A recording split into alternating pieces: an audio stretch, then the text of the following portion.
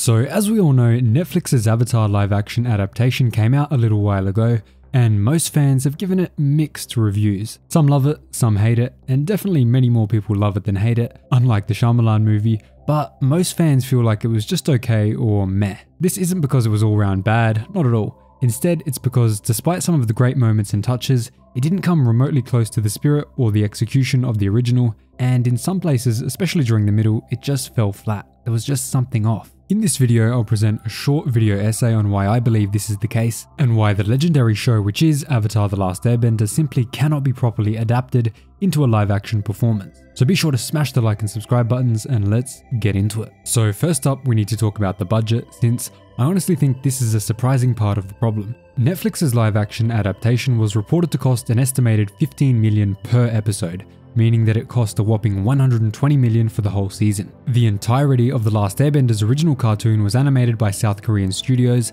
and as such, it was much cheaper to produce than an American-made show. In one of the director commentaries, Brian and Mike comment on some fans being upset about the ending of season 2 and wanted it remade, to which they joked that sure, if you want to send them a couple $100,000, they'd get right on it. Since the end of season 2, at least in my eyes, was a 2-episode arc, this comes out to $100,000 per episode, meaning that a full season would be $2 million. This could be a bit of an underestimate though, so let's double it to be safe, and this means that on average, Netflix's episodes are $14.8 million more expensive than the original show. At first, this sounds like a good thing, higher quality, right? Well, we'll get to that later since that's far from true, because things from the script to the acting all the way to the VFX were not up to snuff. For now though, let's focus on this. It simply requires a far higher cost for even the most basic bending effects, compared to a simple 2D animation. Additionally, $4 million went as far as creating an entire season of Atla, whereas Netflix's version probably blew through that just on the costume design for one episode. Maybe that's an exaggeration, but you guys get what I mean. Live action is simply always going to be more expensive. Netflix's business model doesn't cater to longer, more natural feeling shows, but instead they focus on condensed content in a short and easy to binge format. This means that despite spending crazy amounts more than the cartoon, they left out a big portion of the storylines and content which made the show feel very rushed and poorly thrown together with glue. The writing was, generally speaking, sadly very bad, so the constant shifting between the story arcs felt even more out of place and off-putting than it already would have if it was written beautifully. As much as we all clown on the movie for its visual effects, we need to acknowledge that throwing millions of dollars at VFX doesn't solve the problems plaguing this show, which is largely flat acting, awful dialogue, and really rough camera work and editing. I mean, you can literally see the mistakes that the crew make in the final cut. It's pretty bad, to be honest. No amount of great VFX would cure that, and sadly, the show wasn't even that good in the effects department. The fire was great, the air was pretty good, I guess, and the water had some moments where it looked amazing, and then as bad as the movie, and then the earthbending always looked incredibly goofy and weird for some reason, so if they do a season 2, I really hope they fix the earthbending. So if we focus on the writing department, this is something I think is really concerning, especially if we're going for a season 2. The modern writers we see in our shows nowadays seem to be afraid to adapt the kind of whimsical and carefree characters which make kids shows so easy to watch and so popular. Everyone loves to remember Aang and Zuko's deep character progressions, but they both started off as very immature children who had been through severe trauma. Their funny and entertaining displays of anger, surprise, and all of that is what made them so easy to get attached to,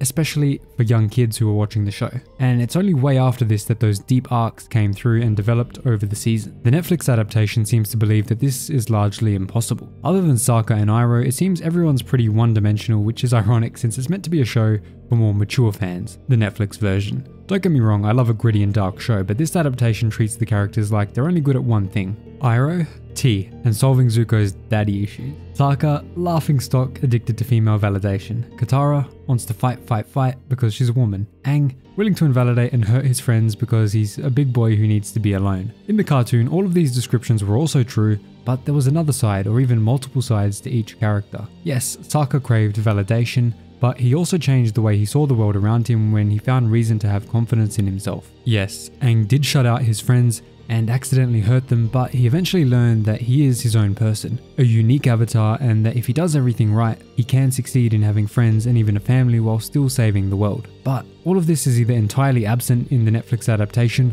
or is given such a minor focus that it's pretty easy to forget that it happened at all. And when characters are given the opportunity to be multifaceted in their feelings and actions, it feels sudden, forced, and completely out of place. Characters change mood at the drop of a hat, and their performances are so stiff that in some places it's cringeworthy. They'll go from trauma dumping or sharing important information to laughing or making childlike jokes. The cartoon had silly moments, but it wasn't so poorly written and executed, and it was especially timed well with good comedic timing. This all comes back to the same point. There's too much content packed into a few episodes. Netflix's adaptation is, in terms of length, actually only a little bit over an hour shorter than the cartoon, yet it misses multiple story beats, and Aang never even learns waterbending, which was the entire point of the first book in the original. It was literally called Book 1 Water. Now, don't get me wrong, there are some good uses of the live action's limited runtime. The flashback of Lu Ten's funeral, the scene where Zuko gets punished for standing up to his men and them respecting him, and of course, the epic opening to the episode which shows us the fate of the air nomads on screen for the first time,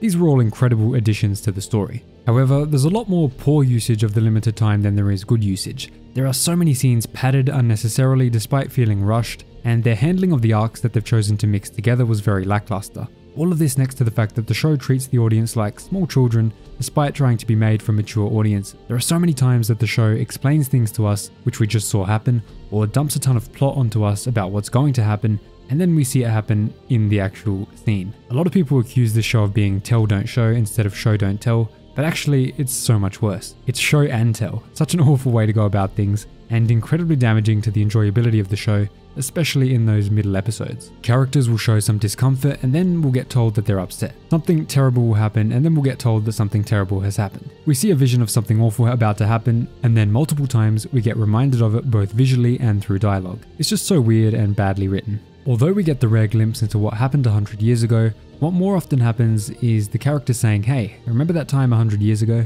It's so overwhelmingly dull to hear the same low quality exposition and lore dumps over and over. This is especially the case with Bumi. Aang constantly talks about how he's not the boy he knew 100 years ago, but we barely ever get a glimpse into who that boy was. Instead, we just hear repetitively that Bumi isn't acting like himself. And I just want to say, I do think the character of Bumi was completely butchered. He wasn't as amicable, he wasn't a good friend to Aang. It sounded like he just hated Aang for disappearing and pretty much put the fate of the world on Aang's shoulders, despite the fact that they were good friends and he didn't even give him the benefit of the doubt. I just feel like there was no recovery from that, and Bumi was just a bad guy. The final thing I want to touch on is something that I think isn't as big of a detriment to this show as it was for the Shyamalan movie, but it's still a significant issue. The original show is fully animated, and that means that there is a seamless blend between Aang running and then gliding, walking and then floating around on a ball of air, and most importantly going from speaking normally to engaging in heavy combat. It all flows together seamlessly. Despite the significant VFX efforts and budget, there isn't that flow in the live action. The reality is, it'll always look off and imperfect, but there are some times where things just look so bizarre.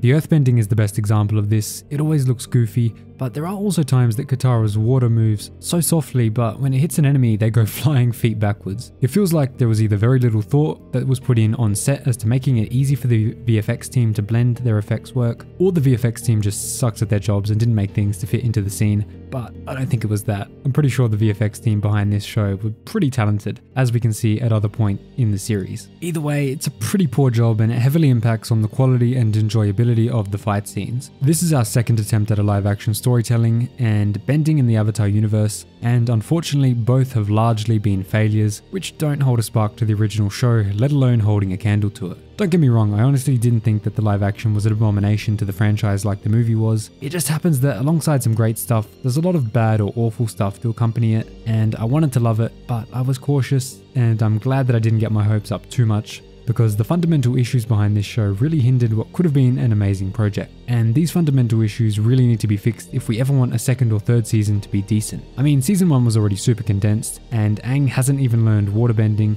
so that's much more content which they somehow need to fit into a future season 2, and that's if one ever gets made. I honestly wouldn't hold my breath for it. Thanks so much for watching, guys. I hope you loved this little video essay. If you want to see more videos like this, let me know and we'll be sure to make plenty of them. Thanks so much for watching, and remember to like and subscribe, and I'll see you in the next one.